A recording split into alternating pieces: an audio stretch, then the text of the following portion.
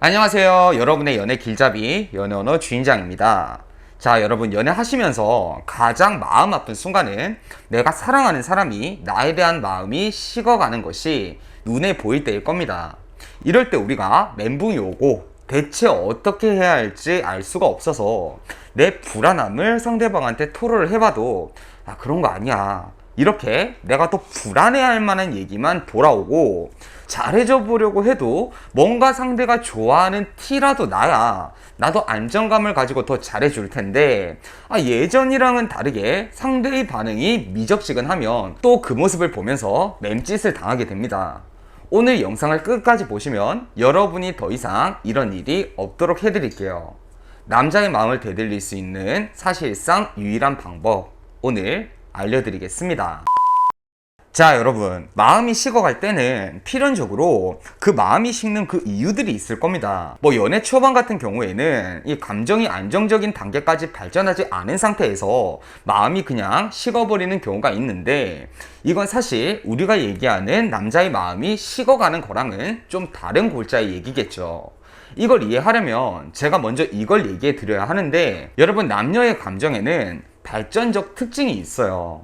우리가 서로의 마음을 확인하고 서로에게 사랑을 느끼고 서로에 대한 의미 부여를 하고 안정적인 관계가 되기 전까지는 감정은 항상 발전하는 이 상승세에 있어야 한다. 이 말이 이 그래프로 치면 이 부분이 웬만한 일로 헤어지지 않을 안정적인 단계라면 그 전까지는 쭉 감정선이 이 상승 곡선을 쭉 그려나가야 한다, 이 얘기예요. 이렇지 못하고 어느 선에서 정체가 되어 버리면 감정의 특성상 그 감정이 하락 곡선을 그리면서 떨어져 버려요. 대표적인 예시가, 우리가 소개팅을 했는데 서로 마음에 들었어요. 그리고 스킨십까지도 있었다고 가정을 해요.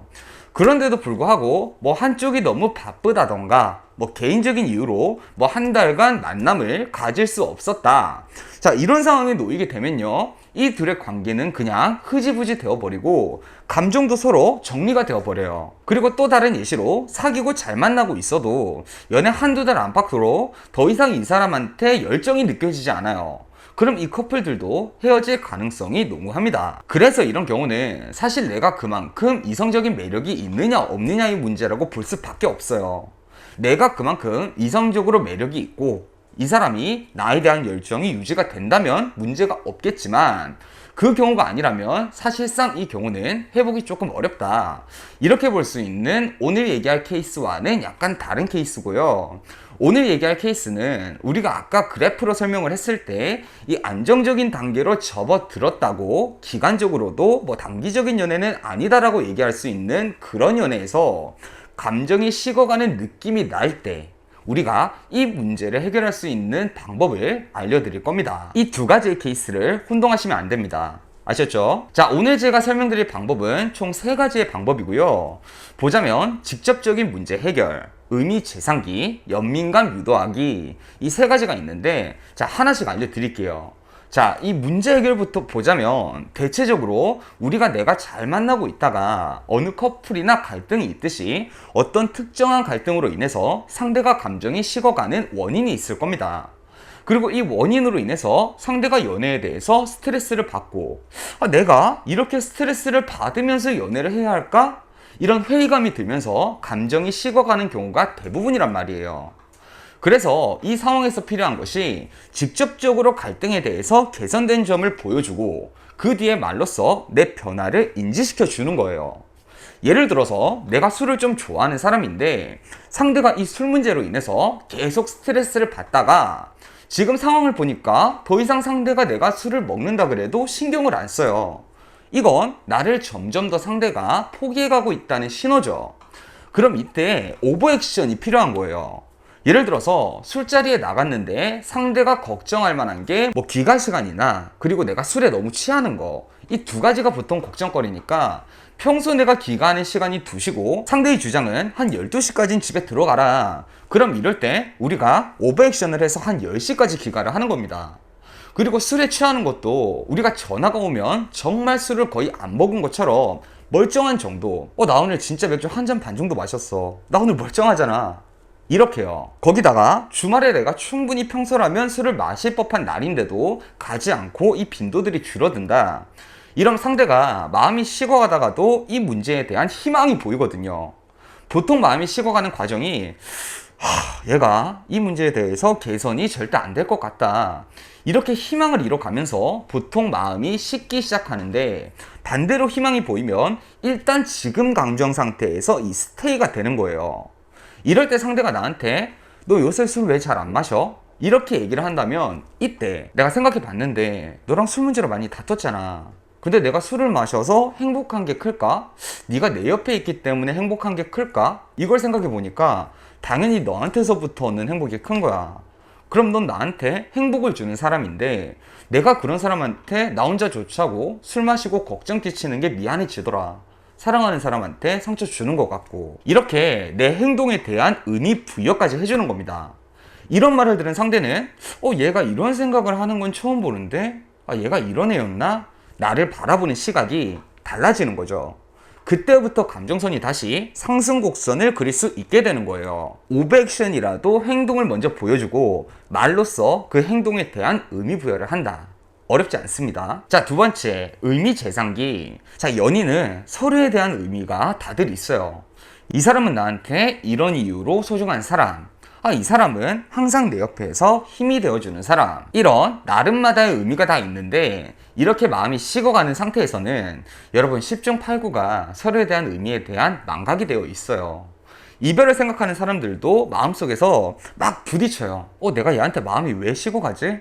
얘는 나한테 어떤 사람이었고 지금 어떤 사람이지? 이렇게 뭔가 헤어지는 게 내가 나쁜 사람 같고, 근데 그렇다고 지금 감정이 식어가는 걸 내가 억지로 되살릴 수 있는 것도 아니고, 이 와중에 이 사람이 나한테 어떤 사람인지는 의미도 기억이 안 나고 잘 실감이 나질 않아요.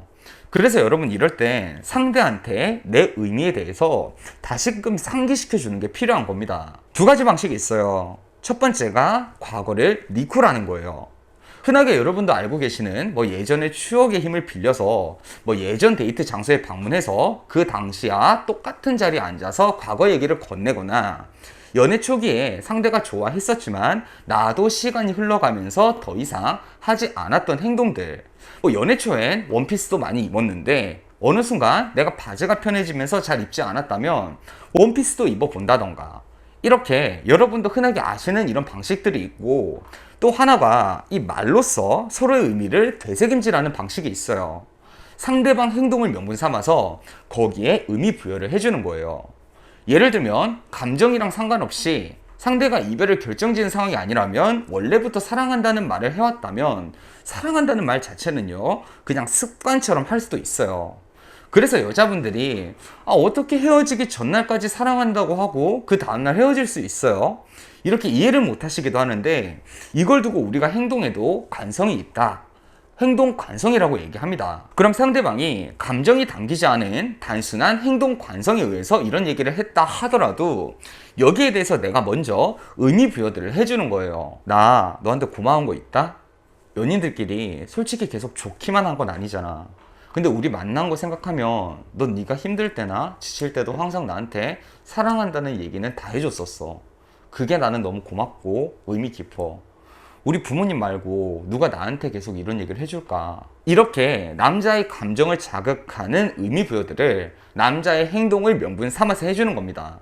많아요. 매번 데이트 이후에 데려다 준다던가, 데이트 할 때마다 나를 픽업을 하러 와준다던가. 명분은 너무 많으니까 여러분 상황에 맞게 한번 생각해 보세요. 세 번째, 연민감을 유도한다. 여러분, 관계가 안 좋을 때 관계를 망치는 가장 큰 원인은 바로 내 부정적인 감정을 드러내는 것입니다. 우리도 직감이 있잖아요. 얘가 뭔가 이전이랑은 다르다. 뭔가 헤어지려는 생각을 하고 있는 것 같다. 이런 생각이 들 때 여러분, 우리가 머리를 차갑게 상식적으로 생각을 해서 내가 이 불안감을 상대한테 분노감이나 날카로운 말들로 돌려주면 상대가 정신이 번쩍하고 나한테 다시 감정이 살아날까요? 아니죠. 오히려 상대는 이제는 이런 것까지 스트레스를 받네. 우리가 더 만나봐야 서로한테 이런 나쁜 감정만 쌓이지 않을까? 헤어지는 게 맞지 않을까? 이렇게 식어가는 감정에 물 한 통 더 끼얹는 격이거든요.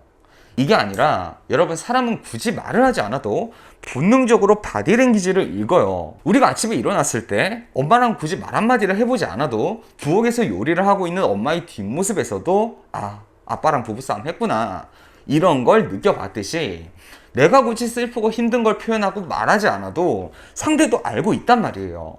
그래서 이럴 때 여러분, 상대한테 연민감이 들도록 만드세요. 어떻게? 내가 슬픔을 느끼고 있으면서도 참고 있다라는 것을 보여주는 거예요. 예를 들면 상대가 안 볼 때는 땅바닥을 보면서 조금은 얼굴에 어두운 기색으로 생각에 잠겨 있다가 상대가 갑자기 말을 거면 애써 털어버리는 것처럼 억지 미소를 짓는다던가, 상대가 더 이상 나를 우선순위로 두지 않고 내 약속을 당일 취소를 하더라도 진짜 급한 일 있으면 어쩔 수 없지, 잘 갔다 와, 이렇게 내가 지금 슬픔 속에 있지만 너한테 스트레스를 주고 싶지 않아서 이 상황에서의 감정을 내가 책임을 진다는 것을 보여주는 겁니다. 자, 이게 무슨 효과냐? 상대를 심란하고 죄책감이 들도록 만들어요. 지난 시간 동안 다투고 싸우는 건 있었지만 내가 이 사람한테 이런 감정이 들게 하는 게 맞을까? 이런 생각 속에서 지난 시간들을 되돌아보게 하는 거죠. 그리고 이게 효과적으로 적용이 되면 상대가 이 죄책감을 느끼고 나한테 동정이든 연민이든 일시적인 태도 회복이 이루어질 수도 있고, 이걸 바탕으로 감정도 점차적으로 회복할 수가 있게 되는 거죠. 자, 여러분, 오늘 이렇게 상대가 마음이 식어갈 때 우리가 할 수 있는 방법들 3가지 배워봤는데, 가장 중요한 건 우리 스스로 이런 상황에서 상대 마음을 더 쉽게 만들지 않아야 된다는 거예요. 당장 불안한 마음에 이걸 호소하고 싶고 빨리 예전으로 돌아가고 싶고, 이런 마음을 부정적인 감정 표현으로 표출을 해봐야 더 이 사람의 마음을 쉽게 만드는 행동이라는 것을 명심하고, 우리 현명하게 식은 남자의 마음도 다시 휘발유를 부어버리도록 하자고요. 자, 여러분, 오늘도 행복한 하루 하세요.